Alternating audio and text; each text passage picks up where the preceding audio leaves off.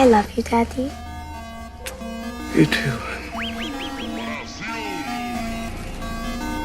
Sure. Let me take care of you. What are you doing? What are you doing? I was adopted from an orphanage by a couple. After getting home, they realized I was different from other girls my age. You gotta be kidding me.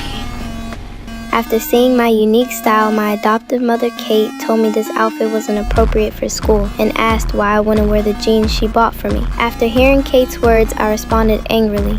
You're afraid the other children will laugh at me. After hesitating, Kate agreed to let me wear my own clothes. When I got to school, the teacher introduced me to my classmates. One student actually made fun of my outfit, and this student who mocked me became someone I paid special attention to. The next day at the amusement park, I ran into the same classmate who had mocked me. Holding a grudge, I decided to teach her a lesson. While my adoptive father John was chatting with the classmate's mother, I followed the classmate up the stairs and quietly slipped behind her.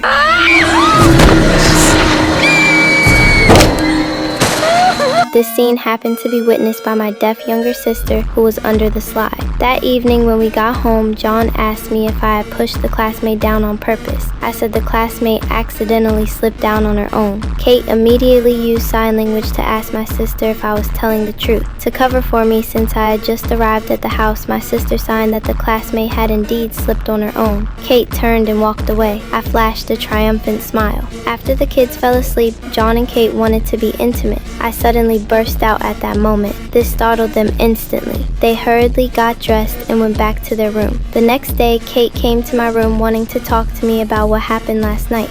See, there are certain things that grown-ups do that children aren't supposed to see. And that was one of them.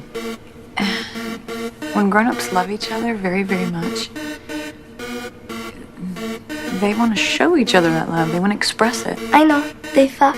Kate talked to John about my response earlier. John thought I might have heard that kind of language at school, but Kate believed I knew what those words meant and was worried I would be a bad influence on her younger daughter. John thought she was making a big deal out of nothing. That afternoon, while Kate was grocery shopping, she got a call from a nun at the orphanage. The nun asked about my situation. Then Kate handed me the phone and asked me to say hello to the nun. I flat out refused. The nun called this time because she wanted my medical reports and dental records. Since I couldn't understand their conversation, I had my deaf sister use sign language to translate for me. Kate talked to the nun about how I had used foul language with her last night. She also said she suspected I had deliberately pushed the classmate down at the amusement park, and I heard every word of their conversation loud and clear.